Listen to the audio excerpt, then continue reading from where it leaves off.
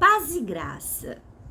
O nosso estudo hoje está no livro de Apocalipse, no capítulo 2, falando hoje da terceira igreja que recebe uma mensagem, que recebe uma carta escrita pelo apóstolo João, mas quem envia, quem manda o conteúdo é o Senhor Jesus.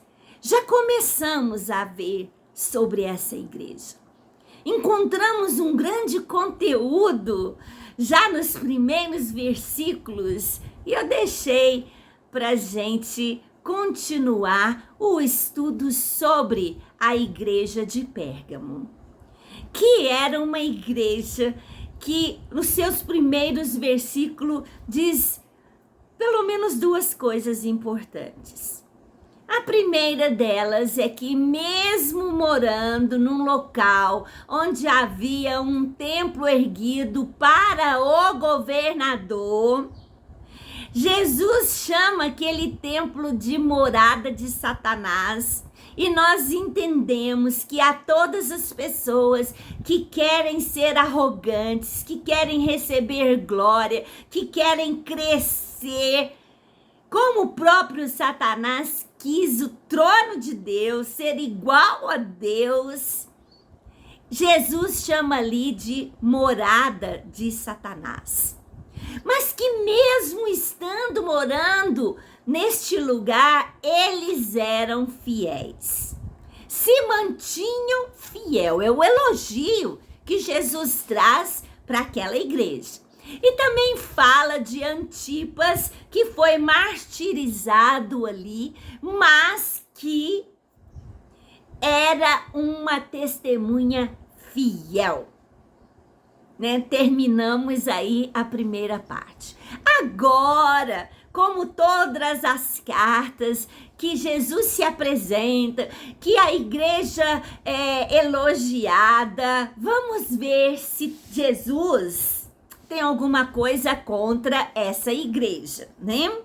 Então, a partir do verso 14, ele diz assim: mas tenho algumas coisas. Lembra da igreja de Éfeso? Que ele tinha uma coisa contra eles. Agora, tenho algumas coisas contra vocês. Veja bem. Há entre vocês alguns que seguem o ensinamento de Balaão, que mostrou a Balaque como fazer com que o povo de Israel pecasse, dizendo que os israelitas deviam comer alimentos oferecidos aos ídolos e cometer imoralidades. Esse Balaão é citado lá no Antigo Testamento, alguém que desobedece, alguém que se torna um mercenário, que torna facilitando com que o exército israelita fosse descoberto. É tratado por Deus essa pessoa, mas o recado que trazia era a respeito de normal a idolatria, vem de Balaão, é normal, pode praticar a idolatria, pode praticar a imoralidade. Jesus, como diz alguns pastores, gente, converte, Converte, porque achar idolatria normal? O primeiro mandamento é adorar a Deus sobre todas as coisas e a Ele somente prestar culto. Resumindo, idolatria, não somente o ídolo físico de madeira, de pedra, mas hoje temos tantas idolatrias, tantas práticas onde Deus é colocado nem em segundo plano, nem terceiro, nem quarto, eu não sei onde ele está na fila da idolatria de hoje.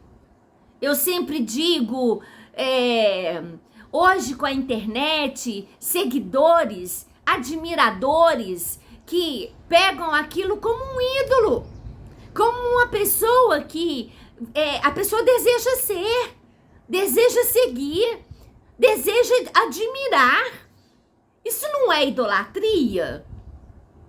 Olha, eu gosto de ouvir alguns pastores que eu considero de confiança, mas também eu revezo, sabe? Porque se eu falar, esse eu gosto de ouvir, não, eu gosto de ouvir esse, aquele e seleciono bem. E músicas também. Eu pessoalmente gosto muito das músicas de louvor e adoração, né? Há algumas caipira gospel, eu também gosto, sabe? Mas eu não posso falar, esse é fora de série. Não! Temos que tomar cuidado com a idolatria. A idolatria a um filho, né? A idolatria a bens materiais, ao dinheiro, que se faz por dinheiro, né? Nem se fala. E a imoralidade, de novo, converte, gente. É tão óbvio. A maneira como nos vestimos, a maneira como nos portamos, falamos.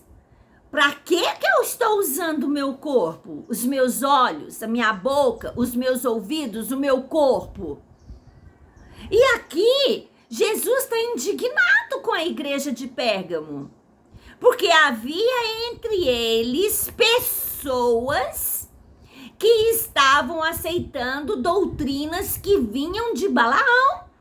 E essas eram idolatrias e imoralidade. E também fala assim, olha, ensina também a comer alimentos oferecidos aos ídolos e cometer imoralidade. Assim também estão entre vocês alguns que seguem os ensinamentos dos nicolaítas, que também eram dados à idolatria e à imoralidade.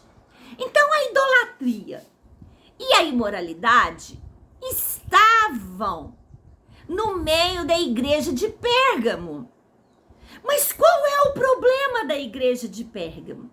Quando nós lemos as cartas que Jesus escreve, que também aconteciam essas pessoas no meio da igreja, a igreja rejeitava. A igreja não aceitava. Não é só o fato de não aceitar as pessoas no seu meio. Não é isso. É não aceitar os ensinos. Porque nós não vamos sair aí colocando todo mundo para fora da nossa vida, para fora da igreja. Nós temos que ser luz para essas pessoas. Não aceitar os ensinamentos delas. Se é líder, tirar da liderança. E ela vai acabar saindo por si quando a voz dela baixar. Ou se precisar chamar atenção, se precisar convidar a sair, se precisar expulsar. Mas é um longo caminho para sair falando que a igreja coloca todo mundo para fora. Não é isso que nós estamos falando. Jesus escreveu outras cartas que tinham esses problemas similares, e eram elogiadas porque não aceitava isso no meio deles. Sabe por quê? Veja bem o que Jesus fala. Olha, arrependam-se. Senão, eu logo irei até aí e com a espada que sai da minha boca, lutarei com essa gente. Jesus não está falando de toda a igreja de Pérgamo. Jesus está falando que no meio da igreja de Pérgamo existia doutrinas de Balaão, doutrinas nicolaítas E a igreja estava sem tomar postura, sem tomar posição, sem coragem para isso. Aí Jesus diz, olha, tô aconselhando, tô falando. Caso contrário, eu vou pessoalmente, né, com o poder de Deus, com essa espada e aniquilo essas pessoas aí da igreja. Eles poderiam fazer isso. Eles poderiam cuidar dessa situação. E essas pessoas estavam conseguindo atrair outros. Isso é o ser humano. Se a gente não tratar situações, nós nos tornamos coniventes com a situação. E as pessoas, como já têm essa fraqueza, né? A carne fala alto demais, aparece alguém falando que idolatria pode, que imoralidade pode, que comer coisas contaminadas e consagrado aos ídolos pode. Imagina a quantidade de gente que estavam ouvindo essas doutrinas. Essa é a responsabilidade maior quando nós não tratamos de um problema. Atingir muitas das vezes pessoas inocentes, ou seja, pessoas imaturas na fé, seria a palavra melhor aqui utilizada. Imaturas na fé, ainda bebês, ainda crianças na fé. E aí Jesus termina dizendo, aos que portanto, se vocês têm ouvidos para ouvir, ouçam o que o Espírito de Deus diz às igrejas. Aos que conseguirem a vitória, ficar firme, colocar tudo isso para fora, eu darei do maná escondido, e a cada um deles darei uma pedra branca ao que vencer, na qual está escrito um novo nome, que ninguém conhece a não ser aquele que recebe. Existe recompensa para aquele que é fiel, que é chamado de testemunha fiel. Existe recompensa para aqueles que dão ouvidos ao Espírito Santo de Deus. Existe recompensa. E isso é grandioso demais. Uma vida eterna com Deus.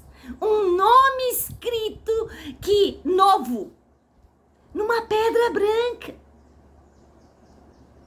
São recompensas que nós teremos por colocar fora da nossa vida idolatria, imoralidade e tudo que o Senhor vem falando. Põe para fora, coloca para fora. Amém? Fica essa palavra para nossa meditação.